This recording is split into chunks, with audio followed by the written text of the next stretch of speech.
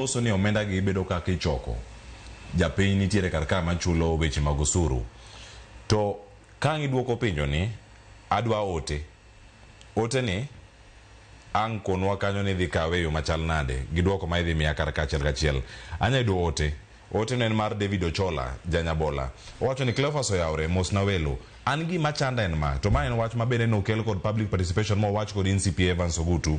En ya. Jok ma wacho ni public participation ne ok otime yo makare. Gidwaro no time nango. Mane ote ma wan go. Giwacho ni gidwaro no time nango.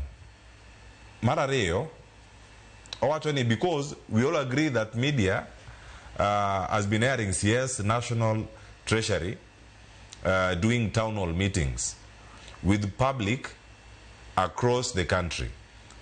Kara gidwaro ni gin ema nyaka gibede forums gi eka giyie ni public participation otim. Meanwhile, awacho ni gobeni gi blame their MPs who are their representatives for not organizing grassroots engagement with them, not the executive. Ma David Ochola, Janyabola. Ero kamana ahinya. Mano ote mana somo simu kato bende senene kar kanyo koro weche ni kare. Iseyude kanya achiel kachiel. Ma bende osedonjo ka achiel kachiel. CP Evans Ogutu ote machalo kamano.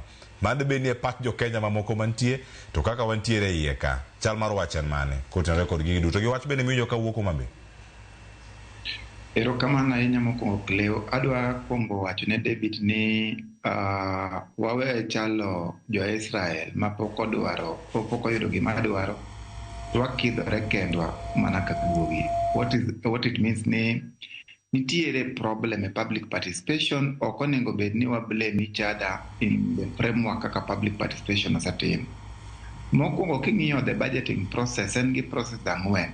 En gi kar formulation, en gi approval, en gi implementation to gi audit. Formulation ka seche me ikaw kaka budget policy statement kata ma ministries oro circulars to the Ministry of Finance kata Treasury oro circular to the Ministry departments and agencies and including other state organs mondo me omegi chenro magin go gi paro magidwa time budget. Onego bed ni at policy level ni nitie adequate public participation. Adequate public participation nyaka bed gi fair representation. Manyiso ni at least ka wan gi 47 counties in the entire structure mar Kenya as one unified state, onego bed ni at least from the county level nikech mage structures mag government manitie sani e katiba. There is a national government of a devolved government. Onego bed ni at least from those representation you cannot ignore a creation of the constitution. Nika inyalo time ka ok inyalo time. Mano nyiso ni itimo sampling in terms of doing representation. Koro onego bed ni a clear framework bedo ni in all the 47 counties from the policy level what you do can it public participation. And then the second category ma public participation manyalo nyiso David which is very important ni seche ma koro jo executive tero budget gi e od bura. Makoro jo od bura dhi timo gimiluongo ni budget approval, public participation be nyaka tim kanyo mondo mi jo od bura man gi tije ang'wen: representation, legislation, oversight and partly participating in budget. Onego bed ni kawe paro ma jo executive no kelo ni notimo public participation ni ben paro ma jo piny oyie godo nikech gimbe gi represent wa e od bura. Not all citizens can go to parliament. Koro manyiso a clear structure should be put in place by the National Assembly ma jo od bura te participate in public participation. Public participation mana kaka wanyalo kawo allocations matin in terms of other programs e sirikal. There is no crime ko kawo a small allocation for facilitation in terms of public participation mondo mi oganda obed kanyo no e gima decision midwa ni gibeya nikech at the end of it doesn't matter kata mana David kata an paro ma budget ni okalo, it's not going to affect me only, all the affect en koda nikech the canons of taxation any taxes for everyone. Koro koda ni wacho ni yie kode koda an no ka yie kode ni maybe public participation okotim kuma ok ni you are going to be favored en gima dhi kata cross. Koro public participation onego bed kama to mogi ke what public participation. The members of National Assembly nyaka koro kawe mijing'o kabisa e wach loso chik mar the legal framework mwanyalo tiyo go niya kitimo public participation e budget waweuru make an assumption because where there is no clear law ng'ato ka ng'ato wacho ni mane law mane gimomiyo David gini wacho pachgi amba wacho pacha but when there is a clear act of parliament on the threshold mar public participation biro yudo ka mano timore yo makare.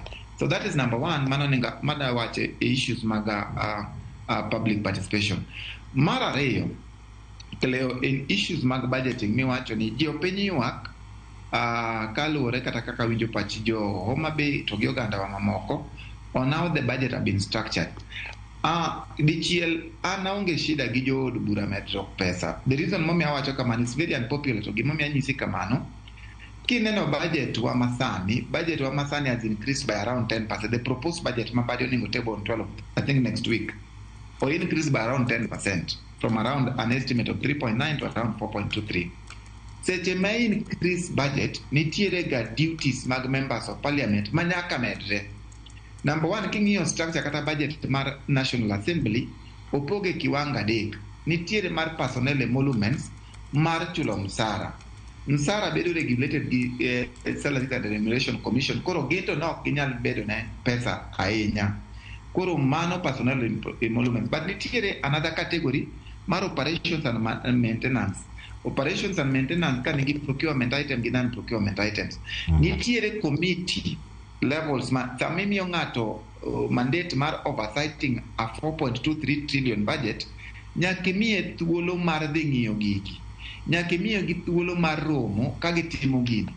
Ko ipo ni deny the opportunity and finances to oversight a 4.23 trillion budget, manyiso niya we will be just talking about the members of parliament omedore pesa, but we are not looking at the greater picture niya what is really the function mar members in terms of oversighting this budget of 4.23 trillion budget. Koro okdanga again, and therefore in terms of infrastructure ma nitiere mag bunge okapane their own programs is about the infrastructure mana Nairobi, but they are looking at the infrastructures that can even help them achieve their work even at the constituency levels. Koro kapo kwa donjo igia ahinya mawacho ni members of parliament, why did you increase your allocation? Let us also look at the broader picture of the budget policy statement manitie. Let us also look at the judiciary. Nitiere kaka jo judiciary osebedo ka ywagore ni cases, the backlog mar cases ni malo kabisa. Seche moko cases usiko gi mentioned because of inadequate resources. Koro wang'iya nene ya what are the performance indicators manobedo momiyo jogi nomedore pesa, so that at the end of it gimonego take in place enia the austerity measures ma nowach ka to give the functions of members of parliament kaka chike madhirito omenda gi be idhi losgi koso gin mana pesa mobedo allocated and there will not be any performance indicators at the end of it. Koro kapok wachieno ng'ato ahinya wang'iya ne tije to wang'iya ne budget omedore from 3.9 trillion to 4.23 trillion. Is it fair